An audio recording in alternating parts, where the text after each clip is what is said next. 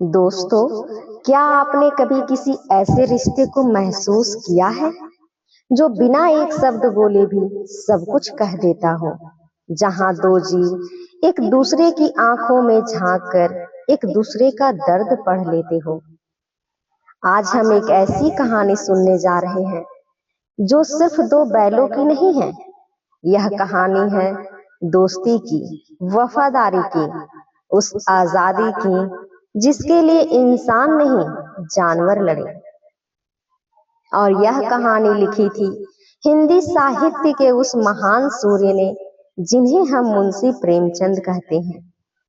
दोस्तों, लाइव कहानी चैनल पर आपका स्वागत है। आज की कहानी है दो बैलों की कथा।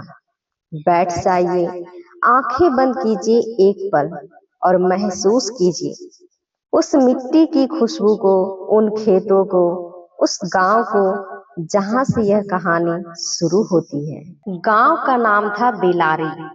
एक छोटा सा गांव, हरे भरे खेत, मिट्टी की महक, और उस गांव में रहते थे एक किसान, झूरी काछी।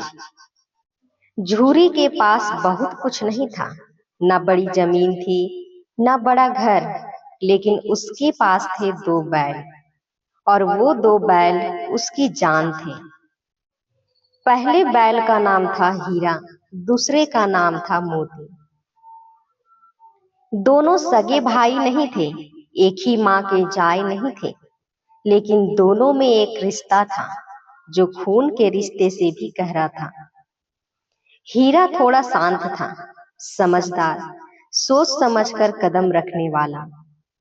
मोती थोड़ा जोशीला था, उत्साही, कभी कभी थोड़ा बेफिक्र, लेकिन दोनों एक दूसरे के बिना अधूरे थे।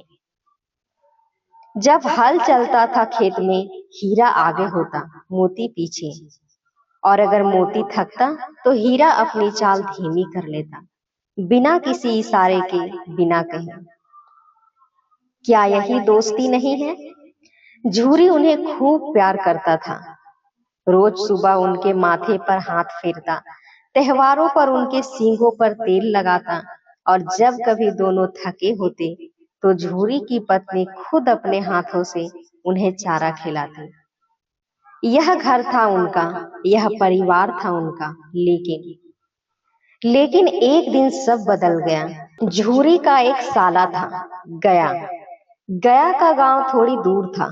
उसे अपने खेत के लिए बैलों की जरूरत थी, और उसने झूरी से मांग लिया, हीरा और मोती को।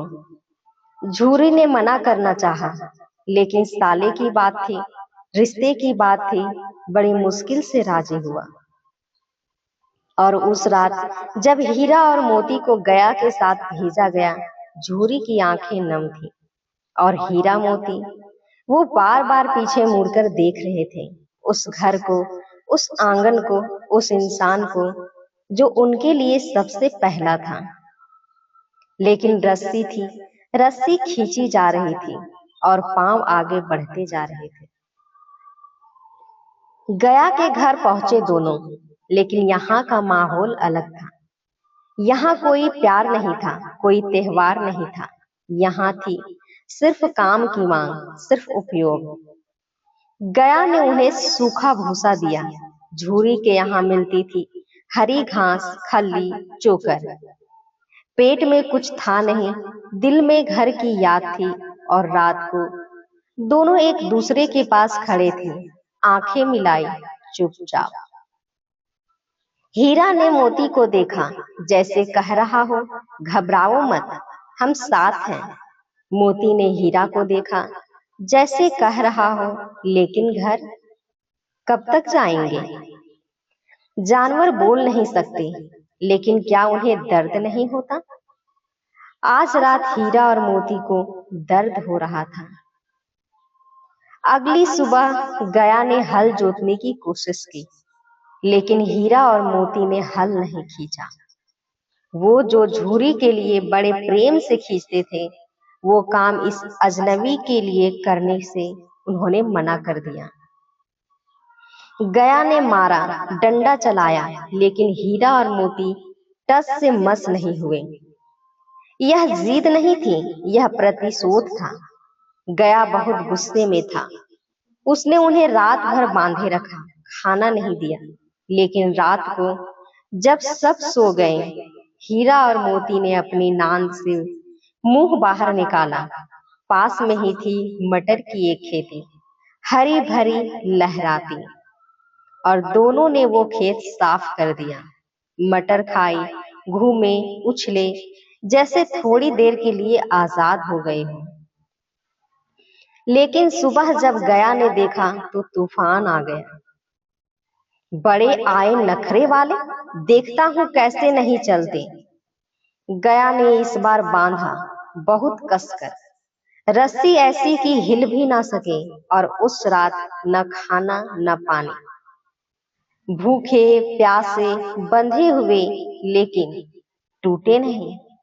हीरा और मोती टूटे नहीं। गया के घर में एक छोटी सी बच्ची थी। उसकी बेटी नहीं, किसी की भतीजी, किसी की नातिन। उसका नाम किसी ने नहीं बताया कहानी में। प्रेमचंद ने बस इतना लिखा, एक छोटी सी लड़की। लेकिन इस छोटी लड़की का दिल बड़ा था। वो रोज चुपके चुपके आती हीरा और मोती के पास, और जो खाना उसके हिस्से में आता, रोटी, चारा, कुछ भी, वो लाकर दे देती उन्हें। हीरा उसकी हथेली चाटता, मोती अपना बड़ा सा सिर उसके कंधे से लगा देता। वो हंसती, खिलखिलाती। शायद इस घर में वो भी अकेली थी, और शायद हीरा मोती भी अकेले थे। तीनों ने एक दूसरे में अपनापन ढूंढ लिया। बच्चों का दिल और जानवरों का दिल दोनों एक जैसे होते हैं। दोनों झूठ नहीं जानते, दोनों सिर्फ प्यार समझते हैं। लेकिन यह खुशी भी ज्यादा दिन नहीं टिकी। एक रात हीरा और मोती ने मिलकर रस्सी तोड़ दी। जी हाँ, वो मोटी रस्सी जो गया ने कसकर बांधी थी।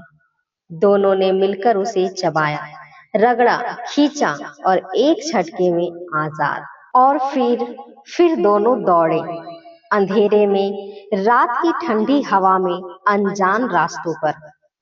लेकिन पांव जानते थे रास्ता, दिल जानता था दिशा। घर, घर जाना है। झूरे की घर की तरफ, उस आंगन की तरफ, उस मालिक की तरफ जो सच में प्यार करता था। रात भर दौड़े, पत्थर लगे पांव में, औस भीगी देह, लेकिन रुके नहीं। और जब भोर की पहली किरण फूटी, वो झूरी के द्वार पर खड़े थे। झूरी बाहर निकला, देखा हीरा, मोती, और उसकी आंखें भर आई। वो दौड़ा, उन्हें गले लगाया, उनके माथे पर हाथ फेरा।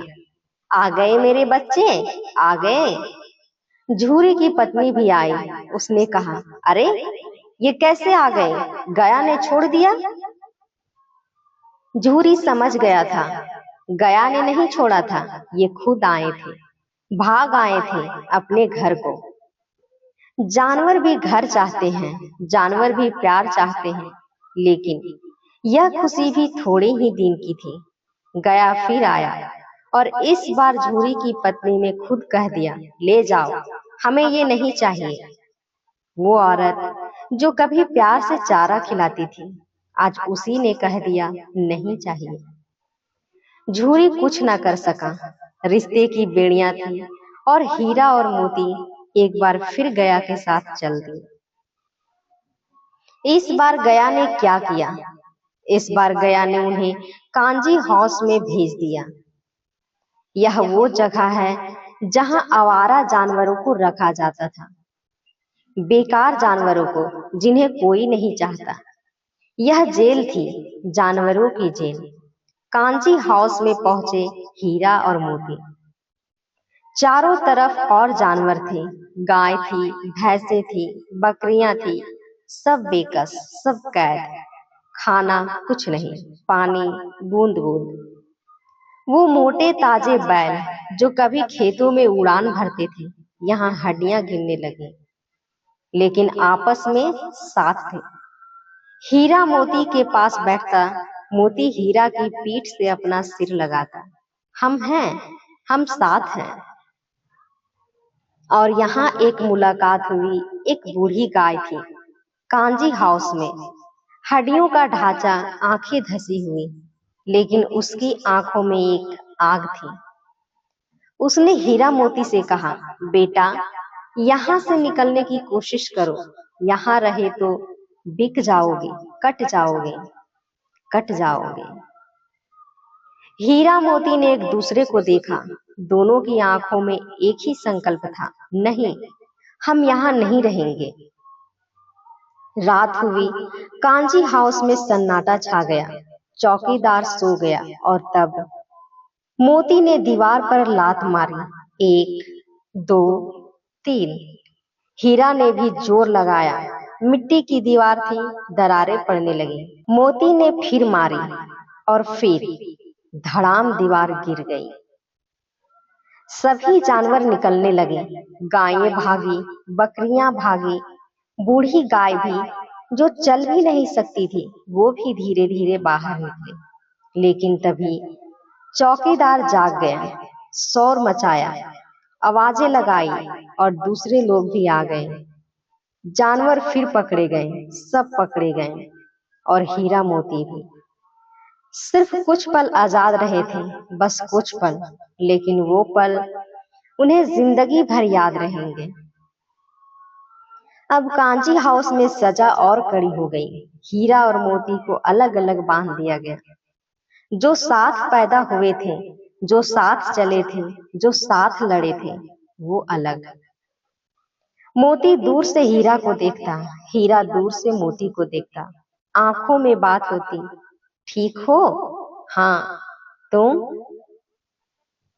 भूख बढ़ती जा रही थी, प्यास बढ़ती जा रही थी, कमजोरी आती जा रही थी।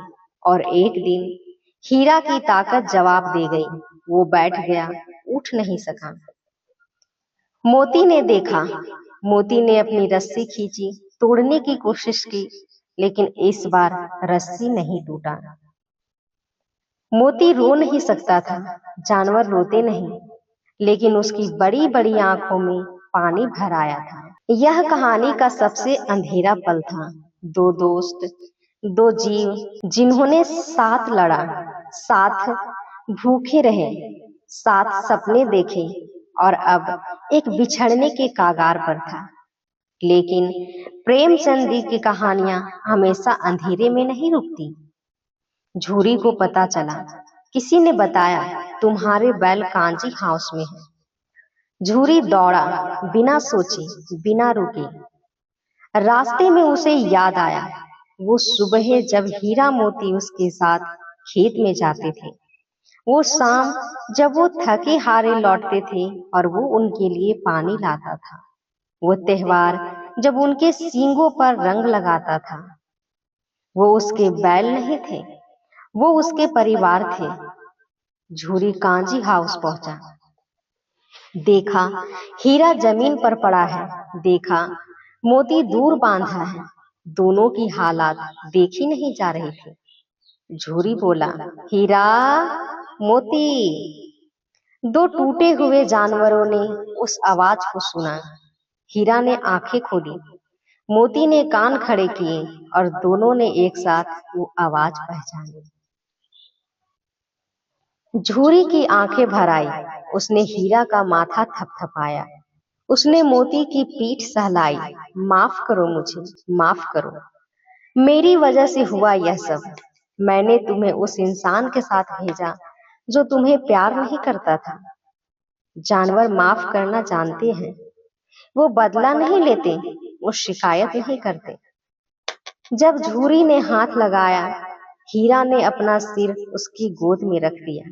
बस बस इतना काफी था। झूरी ने वहां के लोगों से बात की, जो भी देना पड़ा दिया, जो भी करना पड़ा किया, और आखिरकार हीरा और मोती आजाद हुए।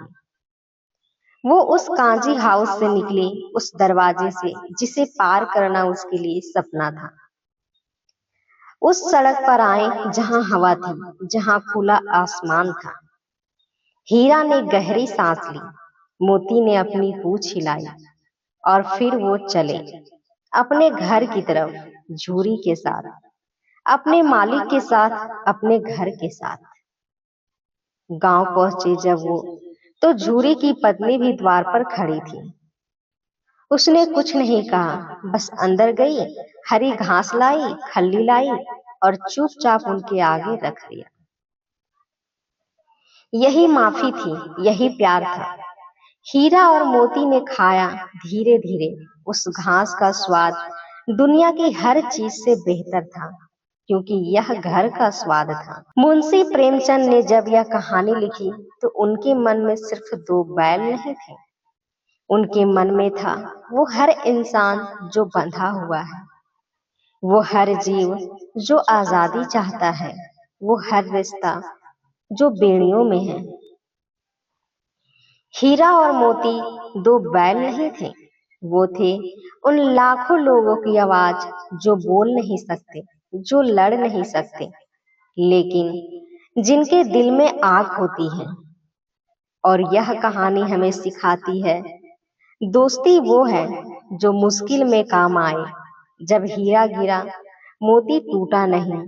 जब मोती अकेला था, हीरा ने आंखों से हिम्मत दी।